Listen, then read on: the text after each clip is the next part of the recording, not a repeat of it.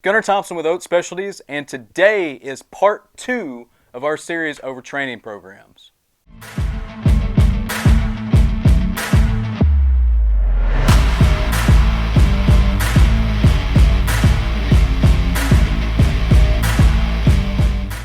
Alright, following up on part 1, I preluded to it a little bit whenever I mentioned the fact that traditional programs was more sagittal and frontal plane, and then they immediately go into a rotational or a transverse plane sport like hitting and throwing. So what we were talking about is there's a missing gap there. And what this video is, it is not to say that one way is better than another. I want to make that very, very clear.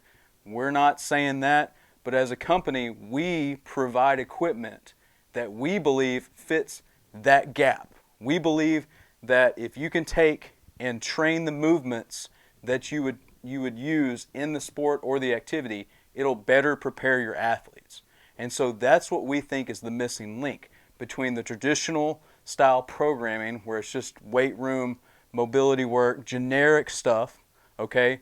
Also, what we call GPP, which is General Physical Preparedness, okay? And then specific, so sport specific. There's nothing more sport specific than actually throwing and actually hitting.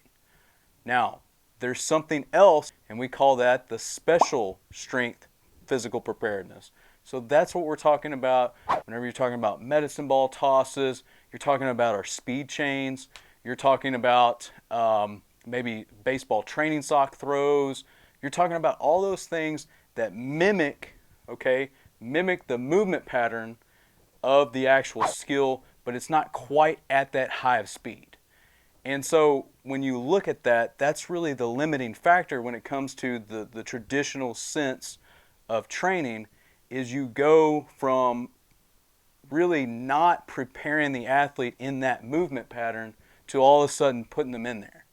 And we believe that it's really through the preparation of going through those movement patterns, building up that endurance, building up that stamina, and then also building up that movement pattern so that they can better accommodate maybe something else that may come their way.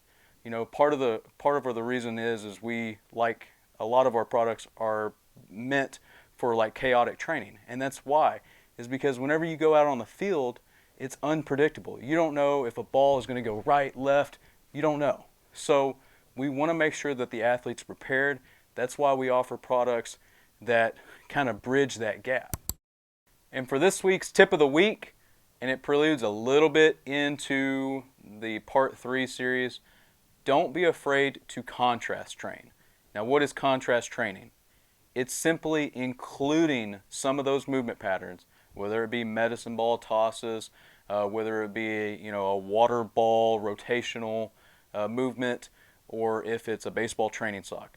Don't be afraid to incorporate that contrast training in with the traditional workout.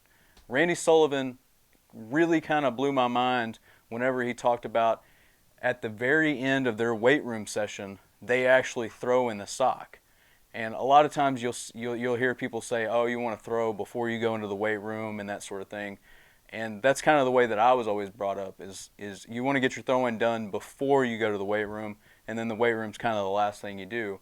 But what Randy talked about was whenever you go into the weight room and you build that new muscle or you create that new stimulus, well, then all of a sudden that new stimulus, that new cells do not necessarily know how to act. And so by throwing into the sock, you teach them that way.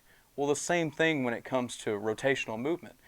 Even though you may not be directly training them in the weight room whenever you're doing a squat, you're still using your core as a stabilizer.